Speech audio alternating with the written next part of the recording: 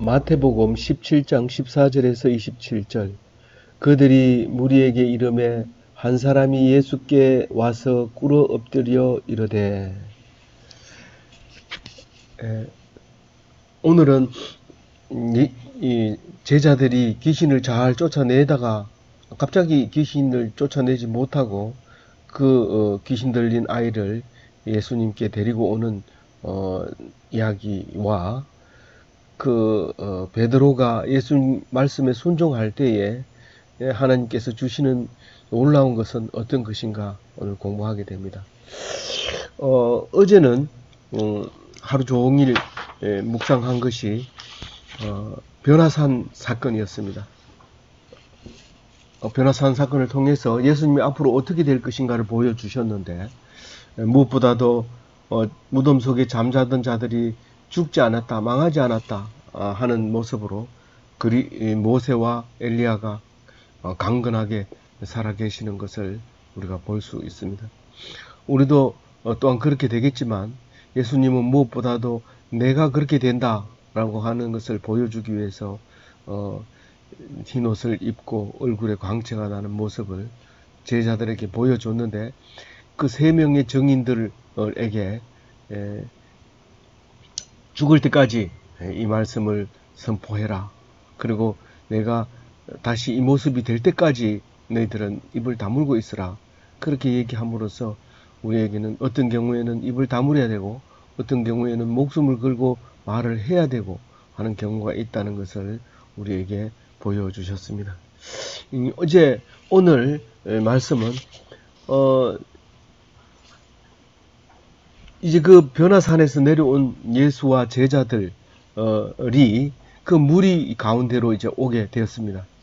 사실 여기 이 변화산이라고 하는 것은 헬몬산이라고도 하고 또 다볼산이라고도 하는데, 지금 다볼산으로 많이 얘기를 합니다. 왜냐하면 이 유대 땅 안에서 가깝고 헬몬산은 멀고 또 가기가 힘들고 하기 때문에 다볼산을 그렇게 생각하고 있는데, 6일이라고 하는 시간도 그렇고, 또 가이사라 빌립보에서 가까운 것도 그렇고, 또 이 무리에게 왔다고 하는 거에 대해서 느낌은 제 생각으로는 헬몬산이 맞을 것 같습니다만은, 지금 현재는 다볼산이 더 맞는 걸로 이렇게 주장하고 있습니다. 우리에게는 맞는 것보다가 은혜 되는 것이 더 중요하다고 하는 것입니다. 과거는 어떻든지 성경이 주려고 하는 메시지가 더 중요하다. 그래서 비유를 들지만 그 비유 속에도 적절치 못한 부분들이 있지만, 그러나 거기서 메시지가 어떤 것이 있다는 것을 알므로써 우리는 은혜가 되고 기쁨이 되고 감사하게 되는 것이죠. 그래서 이것 가지고 왈가왈부할 것도 아니고 또 정확하게 알 수도 없는 것이기 때문에, 알 수 없는 것 가지고 얘기하기보다는 아는 것으로 은혜 받는 것이 제일 중요하다는 것을 잊어서는 안 될 것입니다. 그래서 15절에 보면 무리들이 예수님께 귀신 들린 사람을 데리고 이제 오게 되죠. 그런데 이 귀신 들린 자를 그냥 데리고 온 게 아니라 제자들에게 수없이 보여봤는데 제자들이 못 건진다는 겁니다.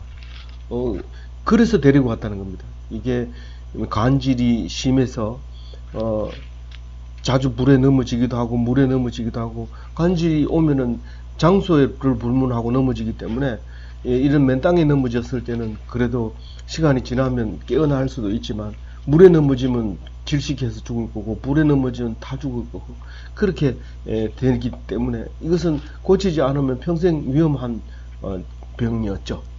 그래서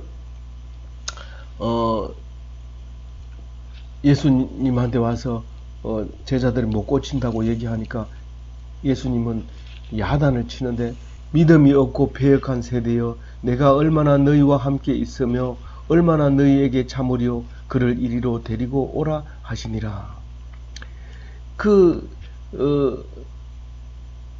아이가 귀신이 들렸을 때 우리는 그, 그 잘못에 대해서 어른들에게 야단을 칩니다.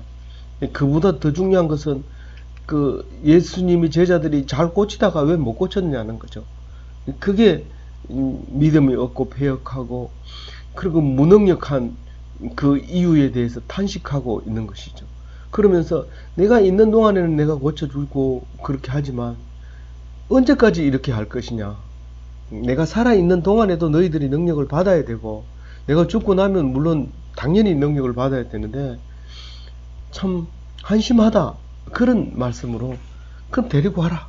그렇게 말씀하고 계십니다. 예수께서 귀신을 꾸짖으니까 귀신이 나가고 아이가 나았습니다.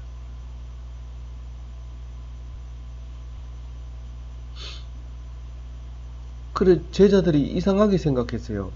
이건 뭐 귀신이 안 나가는 건가? 라고 생각을 했는데 예수님은 나가거든요.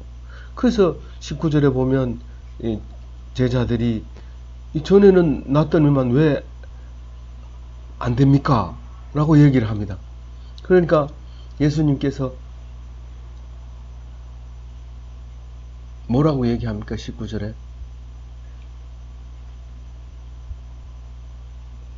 19절에는 제자들이 예수님께 왜 안 나갑니까? 라고 물은 거죠. 근데 당연한 얘기인데도 자기는 당연한 게 아니고 똑똑하다고 질문하는 것 같아요. 우리가 공부할 때도 이렇게 보면 자기는 똑똑하다고 얘기하는 건데 남 다 아는 걸 자기만 모르는데 남들 질문 안 한 거 자기 했다고 자기가 똑똑하다고 마치 질문하면서 굉장히 많이 아는 것처럼 질문하는 경우가 있는데 오늘 이 19절에 이 예수께 나와서 얘기하는 것을 보면 그런 것 같아요. 믿음이 있는 줄로 아는 어리석은 사람. 이 모든 성도들이 다 그렇죠. 다 믿음이 있다고. 교회 나와서 헌금하면 믿음이 있는 거고 11조 하면 더 믿음이 있는 거고 주일날 한 번도 안 빠지면 아주 신앙이 좋은 거고 전도 많이 하면 엄청 좋은 거고 이렇게 생각하는데 그거는 외형적인 거고 네 마음이 믿음이 있느냐는 거죠. 그러니까 맨 처음에는 그게 병이 고쳐지는 거예요. 근데 초심을 잃고 마음이 둔해지면 결국은 귀신이 얕보는 거예요. 나 안다는 거죠. 목숨을 걸었을 때 그 귀신이 나가는 거지 그냥 안 나가지는 거죠. 그래서 물 위를 걸으라 하니까 걷다가 갑자기 파도를 보면서 마음이 그냥 둔해져 버려가지고 물속에 빠져버리는 그런 일이 생기는 거죠. 그래서 겨자씨만한 믿음이 있다 해도 이 산을 들어서 저 산으로 여기를 저기로 옮기려 해도 옮겨질 것이라고 얘기합니다. 그래서 어떤 분의 설교는 그런 말을 하죠. 그게 말도 안 된다 얘기했지만 그렇게 기도를 하고 잊어버리고 몇 년 뒤에 와보니까 앞산이 없어졌더라는 거죠. 그런 글을 이것을 읽으면서 생각을 했다는 겁니다. 그것은 사실 믿지 않고 기도했는 건데 하나님께서 옮겨주신 거죠. 하나님이 너의 기도를 내가 들어줄게 하고 들어주신 거죠. 그러니까 이 믿음이 응답된 거죠. 그런 우리가 시간적으로 보지 않고 응답하는 거 이걸 가지고 얘기하자는 것이 아니라 하나님을 믿기만 하면 안 이루어지는 것이 없다는 겁니다.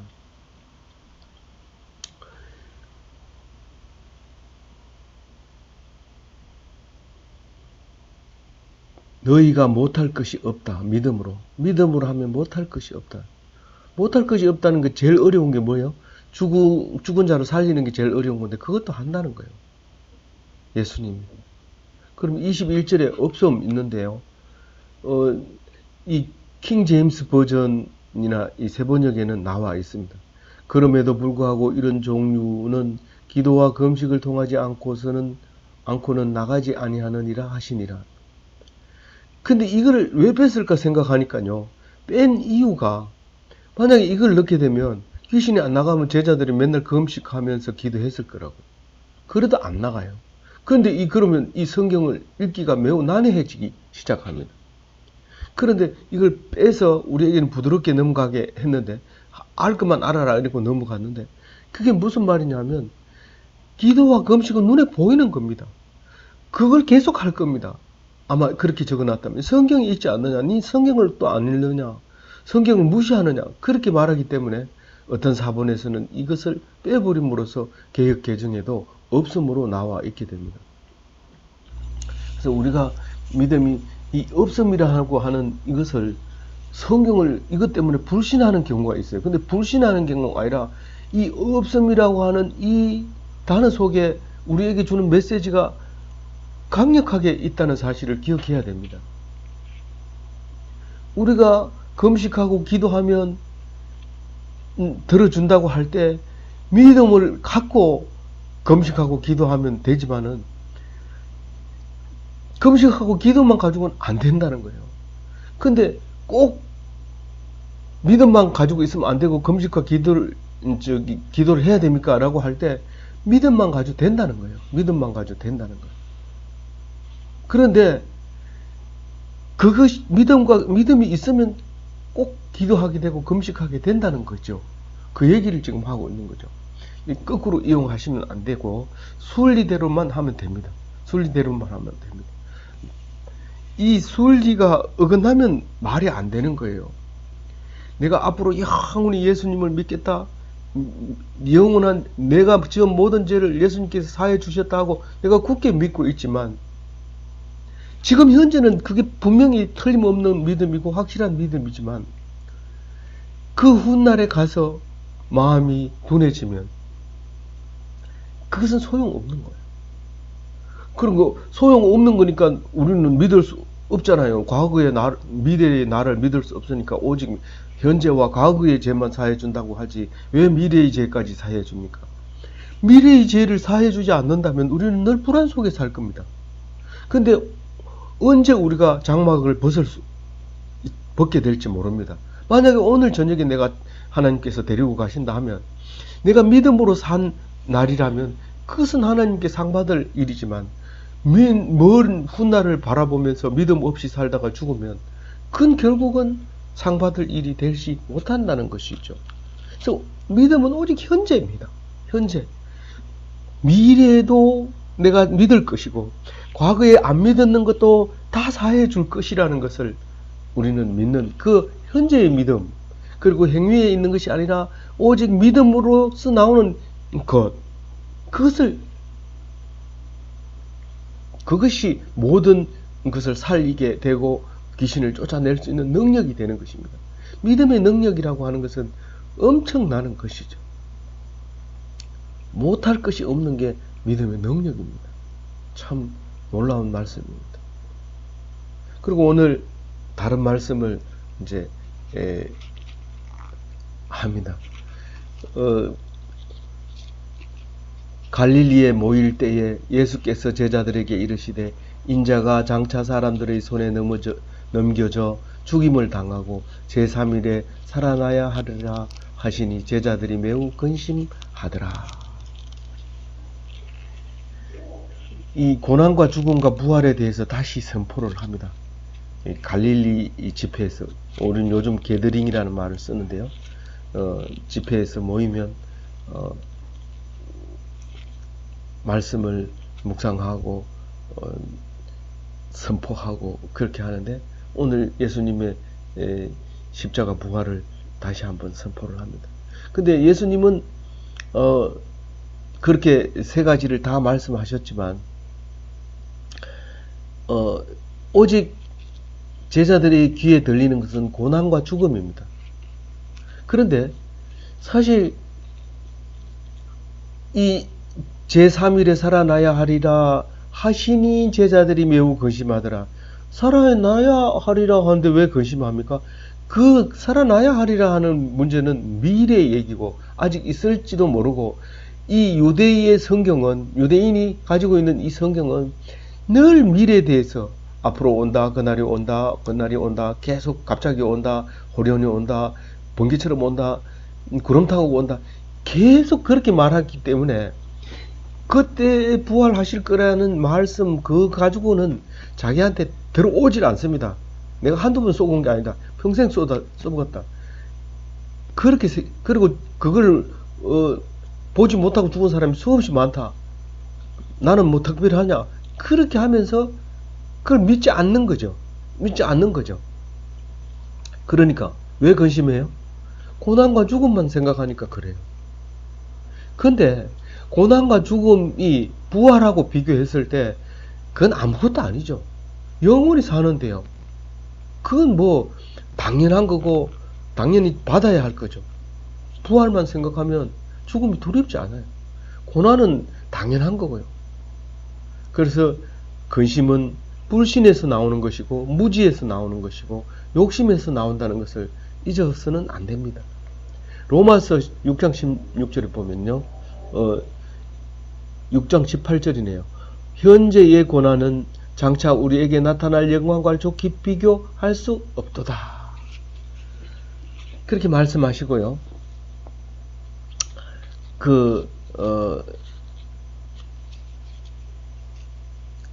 요것은 이제 두 이야기의 샌드위치처럼 가운데 들어가 있는 얘기입니다. 앞에 얘기나 뒤에 얘기나 전부 믿음을 얘기하는 거고 가운데 있는 것은 더욱 믿음을 얘기하고 있는 겁니다. 이제 24절에 어떤 믿음을 우리에게 주고 있는지 지금 세 가지 이야기 중에서 가운데를 했습니다. 지금 세 번째 이야기를 하려고 하는데 가브나움에 이르러 반세계를 받는 자들이 베드로에게 나와 이르되 너의 선생은 반세계를 내지 아니하느냐. 이 반세계는 그때 당시에 그냥 일반적인 얘기지 법적인 용어는 아니죠.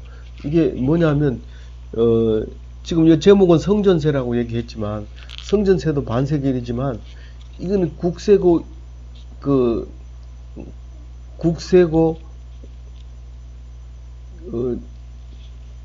세금이죠.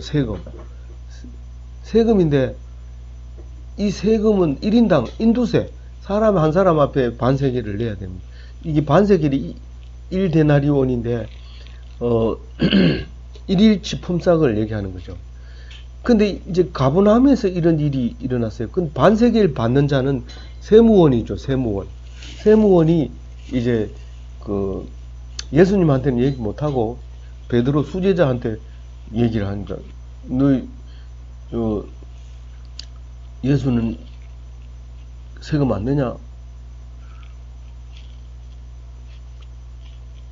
이 다른 제자 같으면 좀 부담스럽겠지만 이 베드로는 알죠. 베드로는 예수님의 능력도 알고 예수님이 일 처리하는 방법은 우리하고 좀 다르지만 아무 문제 없다. 낸다.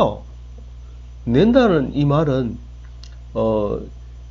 예수님도 사람이다. 뭐 이런 말일 수도 있는 거죠.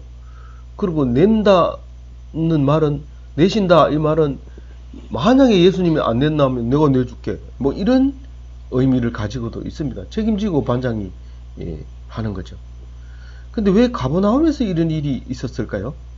가버나움은 베드로가 생업을 위하여 일하는 곳이고 현재는 주업이 제자긴 하지만 필요에 따라서 생업을 하기도 하고 예수님이 십자가에서 돌아가시자마자 곧바로 달려가가지고 고기 그물을 손에 들었던 사람이 베드로입니다.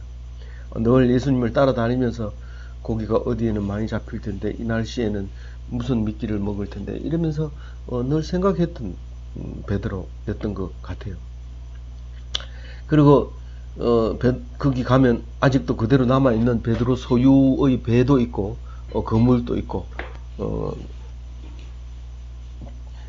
자기가 아는 사람 도와줄 사람들도 있고 그런 곳이고 또 바다도 잘 알고 고기도 거기의 성질도 잘 알고 물의 성질 물의 깊이와 또 바람이 잘 어떤 방향으로 분다 이때는 어떤 방향으로 분다 이것도 잘 아는 그 가브나움의 동네에서 이런 일이 벌어지게 됩니다.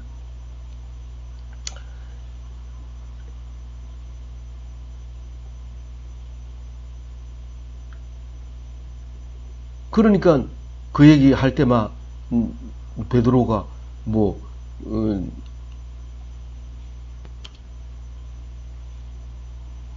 세상 천지가 주님의 것인데 그런 돈이 뭐 문제 되겠냐 그렇게 얘기하면서 이제 와가지고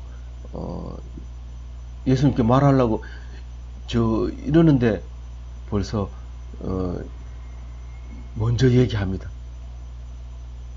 시몬아, 시몬아 하고 부르면 사랑스러운 단어거든요.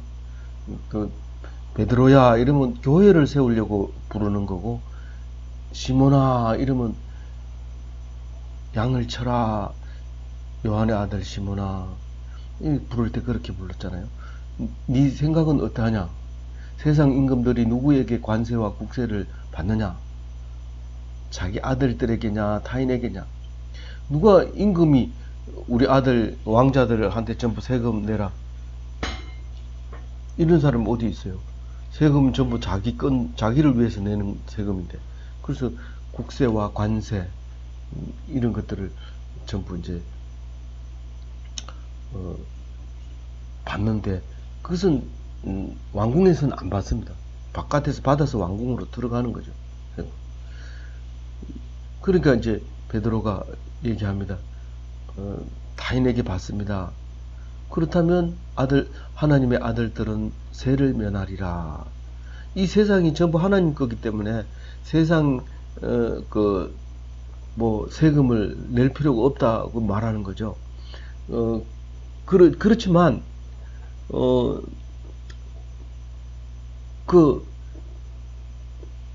그래서 성직자들은 사실은 세금을 안 냅니다. 그런데 지금 요즘 와가지고는 내는데, 왜 그럴까요? 그 이유를 이제 27절에 얘기하고 있죠. 그러나 우리가 그들이 실족하지 않게 하기 위하여 낸다는 거죠. 내는데, 사실 이 목사가, 천주교 신부는 수입이 별도로 없으니까 아마 안 낼 겁니다. 근데 기독교 목사는 매달 사례비로 월급이 나가니까 그걸 세금을 내자는 거죠. 누군가가 내야 된다고 하니까 목사님 스스로가 내겠다 이래서 냅니다. 근데 어떤 면에서 보면 성직자 권위로 보면 권위가 약간 떨어지는 것처럼 보이지만, 또 믿음이 약한 사람이 우리는 가난한데 왜 너희들은 가난한 사람 돈을 받아서 그렇게 부하게 사느냐 이렇게 해서 실족하는 경우를 막기 위해서 또 그렇게 하고요. 또 하나님이 성경 말씀대로 땅 위에 살면 땅의 법을 지켜야 된다, 그런 의미로도 이제 내야 되는 것이죠. 그게 이제 세상 사람들을 실족하지 않게 하는 것이죠. 다른 백성들도 또 실족하지 않고, 관리들도 기독교인이네 돈 안 내도 돼 뭐 이렇게 하기가 어렵고, 다 이렇게 했을 때 관리들도 쉽고요. 왕들은 물론 걔들도 세금 낸다 뭐 이렇게 옹호해 줄 수도 있고요. 성도들에게는 더욱 이제 가난한 성도들은 부하게 사는 무의 도식하는 그 성직자들에 대해서 아주 실족하기가 쉬운 그런 거기 때문에 육신의 장막을 입고 있는 동안에는 그 법을 따라야 된다, 이제 그렇게 생각을 한 거죠. 그렇게 말씀하시고 있는 거죠. 그래서 그러니까 정리하자면 불신자를 위해서 신자들이 세금을 낸다 이렇게 생각하면 됩니다. 세금은 사실은 안 내도 돼요. 왜냐하면 하나님 거기 때문에 하나님한테만 우리가 바치면 되는 것이지 세상에는 안 내도 된다. 그렇지만 실족하지 않기 위해서 기본적인 것만 낸다 이런 거죠. 그래서 베드로를 보고 이제 가서 고기를 잡아오라고 합니다. 이 거물을 던지지 말고 낚시를 던지라고 합니다. 이 거물을 던지면 새끼들만 이렇게 잡히지만 이 거물에 안 들어오는 큰 고기들은 이제 낚시로 낚아야 되는데, 고기를 낚으면 돈 한 세겔이 나온다고 했는데 실제로 한 세겔이 나와서 반세겔씩 해서 예수님 것과 어, 이제 베드로 것을 이제 내게 됩니다. 이 말씀은 무슨 말씀이냐면 베드로가 전직 실력으로 보면 엄청난 고기잡이를 잘하는 사람입니다. 야 베드로야 네가 돈 벌어가지고 좀 세금 좀 내라. 알겠습니다. 제가 갔다 올 동안에 뭐 잘 계시기나 하세요. 그리고 나가서 거물을 쳐서 고기를 잡아서 팔아서 일 품삯을 벌어서 이틀은 해야 되죠. 그래야 예수님 것까지 내죠. 자기 거 내고 또 이틀 일해서 예수님 것까지 내고 이렇게 다 내고 오면 예수님 뭐 먹는 거는 책임져 주실 거니까 그렇게 할 텐데 예수님이 그냥 낚시를 해가지고 오라는 거예요. 그래서 갔죠. 그러니까 이게 그 고기 잡는 명수가 그 목수의 아들 얘기를 듣고 고기를 잡으러 나가요. 그게 말이 안 되잖아요. 그러니까 이거는 순종이라고 봐야 돼요. 말씀 순종. 말이 안 되는 짓을 하는 거예요. 그러니까 우리가 하나님 말씀을 순종하면 남들이 볼 때 말이 안 되는, 니는 그것도 그래도 여태까지 배운 게 그거니까 그걸로 해라. 그렇게 말하지만 하나님이 하지 말아야 돼요. 그거 배웠다고 고집 부리고 자꾸 하다 보면 썩은 기술 가지고 뭐 어디다 대고 그러려고 망하려면 뭘 못해. 그렇게 말씀을 하실 수도 있어요. 그러니까 생각을 잘 해봐야 되죠. 주님이 하신다. 뭐를요? 네가 고기를 잡으면 그 속에 동전이 나온다. 주님이 하신다. 에이, 예수님 말 같은 소리를 좀 하세요. 그렇게 하지 않고 순종했어요. 그래서 주는데 막 엄청나게 많이 주구나 그러지 않아요. 꼭 필요한 만큼 네가 주님을 위해서, 네가 너를 위해서 딱 한 세겔만 준다. 순종자에게 주는 기막힌 거죠. 그래서 예수의 몫은 인자가 내야 될 것까지 찾아가지고 인자가 내야 될 거고, 베드로는 순종하는 자에게 주는 거예요. 그러니까 반세겔은 베드로가 순종했기 때문에 주는 거고, 반세겔은 예수님의 몫을 위해서 반세겔을 줘서 그건 한 세겔을 주는 거죠. 그래서 주님의 일을 하는 것이 곧 세상의 일인데 엄청나게 잘하거나 엄청나게 못하거나 이런 일이 없습니다. 주의 일은 세상 일이지만은, 주의 일이 세상 일이지만은 그렇다는 말입니다. 그래서 주의 말씀에 전념하여도 세상에는 아무 문제 없습니다. 다만 세상에서 잘 나갈 수는 없어요. 그러나 또 세상에서는 굶어 죽진 않아요. 주의 말씀에 전념해도. 그리고 모든 것을 주님이 책임져 주시니까요. 그래서 한 세기를 받아서 나눠주게 되는데, 만약에 그 베드로 마음대로 했다면 어떤 일이 있을까요? 하나도 못 잡든지 너무 많이 잡든지 그럴 겁니다. 딱 맞출 수가 없어요. 우리가 어떻게 그 딱 한 세계를 잡을 수 있어요. 한 세계의 값을 잡을 수 있어요. 그건 못 하거든요. 그러니까 못 잡으면 어떻게 돼요? 의기소침해가지고 기죽어 가지고 마누라한테 밥 달라 소리도 못하고 이렇게 되지만, 또 많이 잡으면 그 다음부터는 기마이 막 쓰면서 막 폼 잡으면서 교만을 떨면서 그렇게 될 거예요. 기 안 죽으면 교만 떠는 거예요. 우리 인간 둘 중에 한 개예요. 거룩하고 뭐 이런 거 없어요. 교만 안 하면 기 죽는 거예요. 자랑하는 사람들은 자랑할 시간이니까 자랑하는 거고, 집에 가면 또 기죽어 있고, 또 다른 사람 자랑할 때 또 기죽고, 둘 중에 한 개예요. 다 죄를 짓는, 기죽어도 죄 짓는 거고, 교만해도 죄 짓는 거예요. 순종하니까 딱 필요한 만큼만 주잖아요. 딱 필요한. 그리고 고기를 잡을 때 좀 열심히 고기를 낚아 올렸는데 이 중에 어디에 동전이 나온지 모르는 게 아니에요. 첫 번째 물고기에 동전이 들어있다고요. 제가 총각 때부터 결혼 상담을 했는데요. 결혼한다 그러면 그 청년들을 모아놓고 결혼이라는 것은 아주 싫지 않으면은 해도 된다, 해야 된다, 해야 되는데 결혼 조건이 된다. 아주 싫지 않으면 뭐 다른 조건 필요 없고 섬뜩하거나 이렇게 싫으면은 하면 안 되지만 아주 싫지 않으면 결혼 조건이 된다. 그 다음에 누구하고 결혼해야 될 건가? 그러면 제일 먼저 만나는 사람하고 결혼해야 된다. 제일 먼저 만나는 사람이 엄마인데요. 제일 먼저 만난다고 하는 것은 결혼을 전제로 이야기된 사람, 쌍방간에 예스만 하면 가능한 그런 사람이라면 그 사람과 결혼해야 된다. 제가 그렇게 했던 것을 아직도 기억하고 지금도 여전히 똑같은 말로 기억합니다. 제가 참 일찍이 결혼에 대해서 많은 생각을 했던 것 같아요. 지금 우리 막내에게도 얘기를 하면 본인은 얘기를 안 하지만 아마 그런 생각을 갖고 있으리라 생각을 하고 있습니다. 아무쪼록 첫 번째 낚아 올린 고기 속에서 한 세계를 받은 동전을 꺼낸 이 베드로는 참 기적이 일어나도 참 희한한 기적을 주시는 거죠. 우리가